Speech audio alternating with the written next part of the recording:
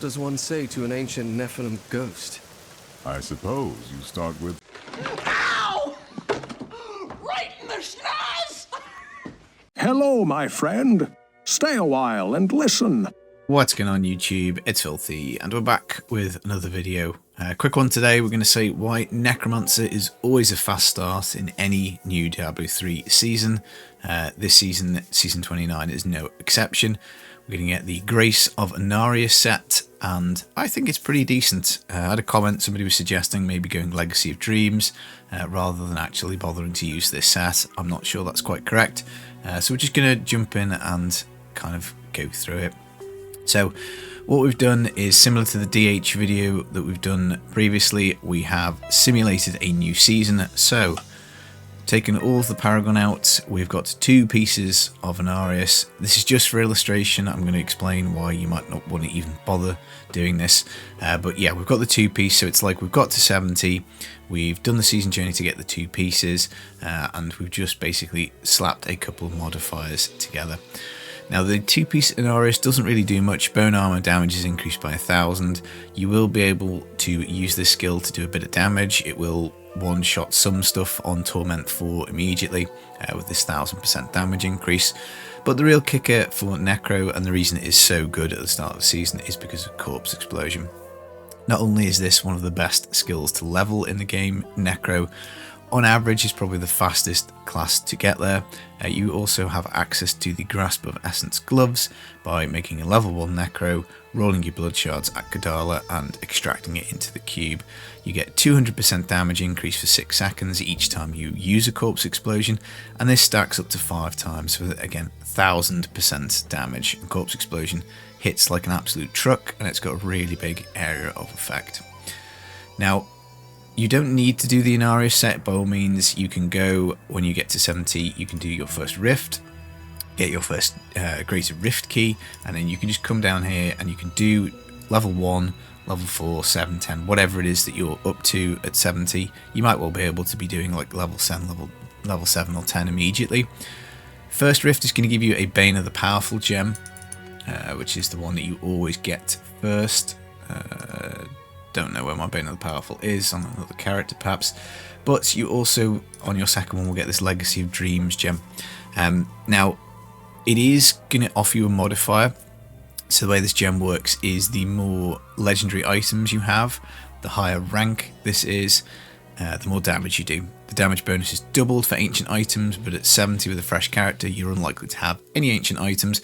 You're also going to be a little stuck for a socket potentially. As you're leveling, you can look out for a ring with the socket in, you can look out for an amulet with a socket. It doesn't have to go in a legendary item, it can go in a yellow one I think. So if you've got a socket you can use it. You would lose your 1000% bone armor modifier, but you'd get a general modifier just to all of your damage. So that is certainly something that you could consider doing, but if you can't be bothered doing that and you just want to crack on with Inarius, then absolutely you can do, and that's fine. Modifier wise, well, we know Necro has got some really good things that you can get, because the loot pool has only got 4 one-handed sides, and so a Tragul's Corroded Fang, as long as you have a curse on your bar, will give you up to 200% damage. As you can see, this is the worst possible roll, pretty much, 151%, so rubbish weapon. Ryleena's Shadowhook is a two-handed scythe, again there are only 4, this gives you more damage for max essence. You can do Scythe of the Cycle, which buffs up secondary skills, in which case you probably want to be taking Nova, because that is a secondary skill, but you could also get a Circle Ring. Secondary skills are mages, so you can get this again in the loot pool at level 1. Scythe of the Cycle and the Mage Ring would be very powerful together.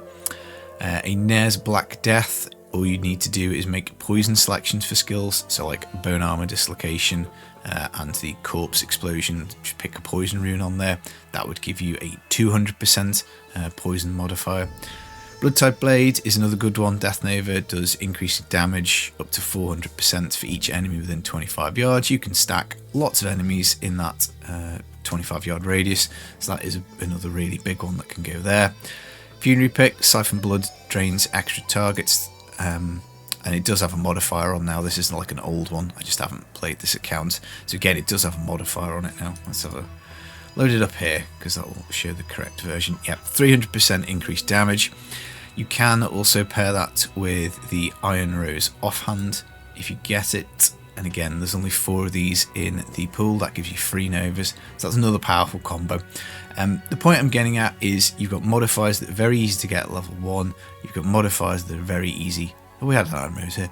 Modifiers very easy to get through scythes, through two-handed scythes, and it's just really not that difficult to put something together. Similar with the DH video, at 70 you can craft yourself some Sage's pieces. You may as well for the extra stats. If you have 2 of these on, you will not be able to use the Legacy of Dreams because any set bonus will deactivate that gem, so don't put 2 pieces of Inarius, 2 pieces of Sages on or something like that, and use the Legacy of Dreams gem because it will not work. And Reaper's Wraps, these are craftable once you've killed Melthiel, any difficulty past level 70, so you know, pretty easy legendary item. Other than that, just some yellow stuff. Look out for crit, look out for damage, look out for main stat, and Torment 4 is going to be a bit of a breeze. Now, obviously, I'm not going to go through every single skill combination. I think Corpse Explosion is probably a very likely one you're going to be running, just simply because Grasp of Essence gloves are so easy to guess. So all we need to do is generate corpses. So we have Land of the Dead, Shadow Graves for the infinite corpses. We extend this if we make kills, which is nice. Blood Rush, that leaves a corpse, we can blow it up. It is on a 5-second cooldown. That is not too bad. Obviously, if you can get any cooldown early on in the game, then great, but it is pretty unlikely. And then we've got the golems. We can plop this dude down, big pile of corpses, and then we blow up with Corpse Explosion. So we can generate a corpse by killing something with bone armor. We can generate a corpse with blood rushing. We can generate a corpse by pressing golem. We can generate infinite corpses by Land of the Dead. And then we've just got the Aura Frailty, because we're lazy and we can't be arsed pressing buttons. No generator, but no spender either, so we don't need to worry too much. Blood is power, just in case you take some damage, it'll give you a good chunk of cooldown off Land of the Dead. Recovery for Dark Reaping, every time you kill, you get some life back. We don't care about the essence. I'm going to be playing hardcore next season, so I will always leave Final Service on and an Overwhelming Essence, because we have the Shadow Hook, that is more damage. If you don't have a Shadow Hook, you can choose standalone for some armor, buff your toughness a little bit, or you can go for, where is it, Spreading Malediction, extra damage for cursed enemies. It's not going to be very much, it's quite hard to get lots of enemies cursed in this. Another really nice one is Commander of the Risen Dead, 35% off your golem cooldown. So I don't know, maybe we could try that on here. Just basically have more access to golem and less access to Land of the Dead, but it works either which way. So no Paragon. This is Torment 4, and which is essentially the kind of GR20 clear. So this is like the max difficulty you have to do, and even without bothering to get Legacy of Dreams, we can kind of blow up stuff. So straight into an elite, and that's it. We can just blow it up with Land of the Dead, which is very nice. And then all these corpses here, we can blow them up, and we just kind of chain enemies together, one into the next, into the next. And that's it. It's pretty straightforward, pretty simple. You know, as I say, there is Nova, which you can use. And this is nuts. For Torment 4, for no items, for just walking around, blowing up corpses, you can certainly see why Necro is a fast start on any new season. Now, the main issue you've got really is that the Inarius set initially is very powerful, because it does, like, you know, it'd be like doing this but with 10,000% extra damage, which I'm sure you can imagine is going to be pretty tasty. But it kind of runs out of steam a little bit. So let's go back to town. Let's talk about Inarius a little bit as well, I suppose. But yeah, crushing T4, which is always nice. So we've slapped on the 6 pieces of Inarius now, and I'm just going to show you that we have enough damage to clear T15 with no Paragon. The Inarius pieces, 2 of them are ancient guys. Sorry, I haven't bothered to find any non-ancient ones for this. So one does have an augment, but no rings, no amulet. You know, pretty crappy weapon, pretty crappy offhand. So yeah, I guess that'll kind of balance itself out. Now we're going to be squishy as hell, of course, because we haven't built any toughness at all, but I just kind of want to show you that you've got enough damage to pretty much jump into T15. If you can cope with dying a lot, then by all means you can whiz yourself ahead and do it and jump straight in. Wouldn't recommend it for hardcore because obviously dying is very, very bad there, but yeah, we can damage stuff, which is the main thing.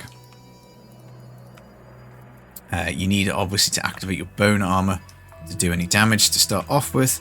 You need to tag stuff with your bone armor, so you can't really stay at range. You know, unfortunately with this, it's definitely a downside to it. But once you've tagged something like that, you can then blow it up. So yeah, it's got some punch to it. T15 to start off with. Look, maybe you could do T14 and you'd breeze it a little bit faster. Certainly not as strong as the Demon Hunter, because that at least has got range components. You can kind of stay the hell away from shit. But a really strong start, and if you added a couple of toughness items, you added just one more modifier to this, so you know, whether it's a convention of elements or crispins, something like that, you'll be absolutely cooking. And it doesn't take that long to get your 6-piece set, and you can move off onto, say, Bone Spear, or you can keep playing Corpse Explosion on Inarius, or Nova on Inarius. Either of those are fine. I personally like Corpse Explosion more for Inarius rather than the Nova. I think it's stronger just because it's easier to blow stuff up with it. Right, so that is the video. Hope you enjoyed it. I'll be back with some more content real soon. Take it easy, guys. Peace.